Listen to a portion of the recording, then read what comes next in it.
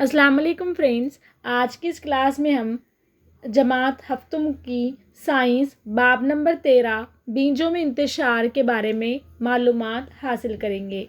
ठीक है, इस बाब में हम ये देखेंगे कि बीजों में इंतशार क्या है और इसकी वजह से पौधे को क्या फ़ायदा होता है और वो कौन कौन से अवामिल है जो बीजों को मुंतशिर करने के ज़िम्मेदार है।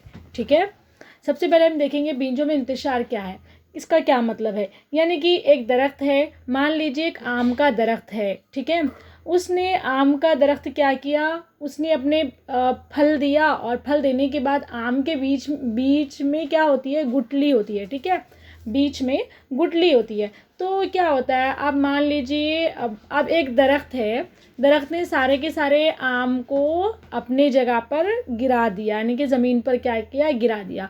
और लोगों ने क्या किया, उस आम का इस्तेमाल नहीं किया। कई सालों तक लोगों ने वहाँ से आम ज़मीन पर से आम को नहीं लिए। तो देखेंगे कि कई सालों के बाद क्या होगा, मतलब कई दिनों के बाद में या फिर कई महीनों के बाद में उसी जगह पर अपने आसपास आम के झाड़ों के पास कई सारे आम के पेड़ निकलेंगे।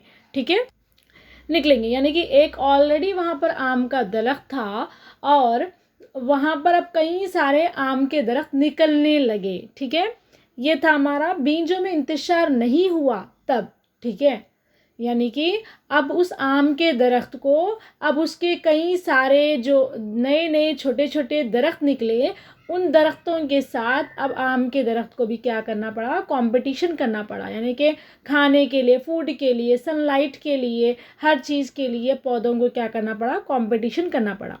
तो इस कंपटीशन को रोकने के लिए वो दरख्त चाहता है कि उसके बीज उसी जगह पर ना जमे, बल्कि उसके बीज कहीं दूर दूर जाकर जमे, ताकि वो पौधा, उसे निकलने वाले पौधे क्या कर सके, कंपटीशन ना कर पाए उन दरख्त के साथ।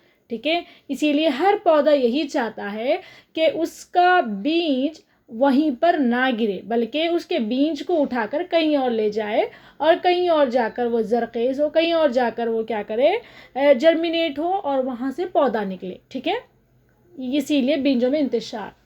तो अब हम देखेंगे कि किन किन अवामिल के ज़रिए बीज क्या होते हैं, मुंतशिर होते हैं। ठीक है, सबसे पहले अगर हम देखेंगे, ये जो बीज है हवा के ज़रिए एक जगह से दूसरी जगह मुंतकिल होते हैं। मान लीजिए कोई एक बीज है जहाँ पर एक दरख्त के नीचे बीज पड़ा है और तेज़ हवा आई और तेज़ हवा क्या की, उस बीज को उठाकर कहीं और ले गई। और कहीं और ले जाने के बाद क्या हुआ, वहाँ पर उसको फेवरेबल इन्वायरमेंट मिल गया, मतलब उसके लिहाज से उसकी हवा मिल गई, पानी मिल गया और मिट्टी मिल गई, तो वहाँ पर वो उगेगा। इसी तरह हवा के ज़रिए हुआ, ये जो बीज मुंतशिर हुए वो हवा के ज़रिए। हवा के अलावा क्या होता है, पानी के ज़रिए। मान लीजिए आपने क्या किया, आम या फिर कुछ और फल खाया और उसकी बीज को क्या किया, पानी में डाल दिया। अब पानी क्या करेगी, उस बीज को अपने साथ बहा ले जाएगी। ले जाने के बाद कहीं और जगह पर क्या होगा, वो बीज रुक जाएगा और वहाँ पर उसको फेवरेबल इन्वायरमेंट मिल गया, तो वहाँ पर वो पौधा बनकर फल भी देगा। तो ये था हमारा हवा के ज़रिए हुआ, यानी कि बीज जो मुंतशिर हुए, एक जगह से दूसरे जगह मुंतकिल हुए, वो हवा के ज़रिए हुए। इसके अलावा परिंदे के ज़रिए भी होता है। हम देखते हैं नॉर्मली क्या होता है, बादाम वगैरह का जो भी झाड़ वगैरह होते हैं या फिर कुछ भी है, आम का ले लीजिए, जाम का ले लीजिए, कुछ भी क्या होता है, परिंदे क्या करते हैं, उसको खाते हैं। ठीक है, परिंदे उसको खाने के लिए आते हैं, खाने के बाद क्या करते हैं, कुछ को अपने मुंह में ले जाते हैं, ले जाकर कहीं और जगह जाकर छोड़ देते हैं कुछ फल को, और कुछ को क्या करते हैं, अपने पेट में क्या करते हैं, हजम कर लेते हैं। हजम करने के बाद वो कुछ बीज क्या होते हैं, उस परिंदे के पेट में हजम नहीं होते हैं, तो वो क्या होता है, एक्सक्रीशन के ज़रिए क्या करेगा, वो परिंदा वेस्ट को रिलीज़ कर देगा, तो बीज भी चले जाएंगे और उस बीज को क्या होगा, वहाँ पर जर्मिनेट होगा, तो वहाँ से एक पौधा निकलेगा। तो इस तरह परिंदों के ज़रिए भी क्या होता है, बीजों में इंतशार का अमल वाक़ई होता है। इसके अलावा इंसान के ज़रिए भी होता है। मान लीजिए एक किसान है, किसान खेती बाड़ी कर रहा है और अचानक से क्या होगा, कोई एक बीज उसकी चप्पल को या फिर उसके कपड़े को या फिर उसके हाथ को कहीं और लग गया, लगने के बाद वो किसान क्या है, वहाँ से कहीं और दूसरे खेत में गया या फिर दूसरी जगह गया। तो दूसरी जगह जाने के बाद क्या होता है, उसका जो लगा हुआ उसके जिस्म पर या उसके हाथ पर पाँव पर जो लगा हुआ बीज है वो जाकर वहाँ पर गिर गया और वहाँ पर उसको फेवरेबल इन्वायरमेंट मिल गई तो वहाँ पर वो उगेगा। तो इसी तरह ये जो बीजों में इंतशार का अमल है वो इंसानों के ज़रिए भी वाक़ होता है। ठीक है, इसके साथ साथ क्या होता है, बीजों में इंतशार का अमल जानवरों के ज़रिए भी होता है। हम देखते हैं कि एक जानवर है, कोई भी कई अलग अलग किस्म के जानवर है। तो मान लीजिए एक जानवर है वो आराम करने के लिए घास पर या कहीं और खेत में आकर आराम कर रहा है। तो उस जानवर को मान लीजिए एक गाय है, गाय क्या की, आराम करने के लिए घास पर आई और घास पर ऑलरेडी एक बीज पड़ा हुआ था, बीज पड़ा हुआ था और वो बीज क्या हुआ, उस गाय के जिस्म पर चिपक गई। ठीक है, अब वो क्या करेगी, घास क्या की, वो गाय क्या की, अब वहाँ से उठकर कहीं और जगह चली गई। जाने के बाद उसके जिस्म का जो बीज है वो झड़कर नीचे गिर गया ज़मीन में। ठीक है, और वहाँ पर ज़मीन में जाने के बाद उस गाय को क्या हुआ कि एक उस जो बीज को क्या हुआ, फेवरेबल इन्वायरमेंट मिल गया तो बीज वहाँ पर जम गई। इस तरह से क्या होता है, बीजों में इंतशार का अमल वाक़ई होता है, हवा के ज़रिए, पानी के ज़रिए, इंसानों के ज़रिए, जानवरों के ज़रिए, परिंदों के ज़रिए, इन तमाम अज्ज़ा के ज़रिए बीजों में इंतशार का अमल वाक़ई होता है।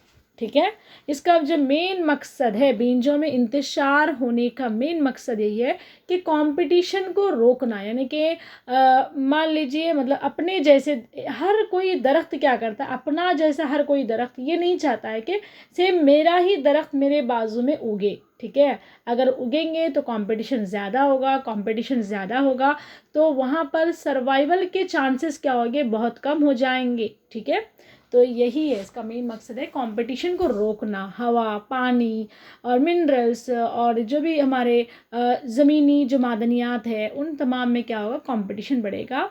तो इन कंपटीशन को रोकने के लिए बीजों में इंतशार का अमल बहुत ही ज़रूरी है। ये पूरा का पूरा यही है बात। हाँ, एक और देखेंगे हम यहाँ पर ये जो एक राई का जो पौधा है, राई का पौधा देखे होंगे ना, ये जो राई का पौधा है वो अपनी एक पौधा, मान लीजिए आपने एक राई के एक पौधे को उगाया तो वो जो पौधा है वो अपनी ज़िंदगी में मतलब इसकी लाइफ स्पैन में 4 महीने, इसकी जो लाइफ स्पैन होती है 4 महीने होती है आमतौर पर राई के पौधे की। तो अपनी एक ज़िंदगी, अपनी एक उम्र में 10,000 बीज को पैदा करता है। ठीक है, एक राई का पौधा एक साल में 10,000 बीज को पैदा करता है। मान लीजिए अगर ये 10,000 बीज वही जगह नहीं या फिर कहीं और जगह जाकर जर्मिनेट होते हैं। ठीक है, तो जर्मिनेट होते मतलब 10,000 राई के पौधे जमा पैदा हो गए, मतलब जर्मिनेट कर गए, उग गए। अब फिर उन 10,000 बीज से फिर क्या होंगे, और फिर हर एक बीज से हर एक 10,000 बीज निकलेंगे।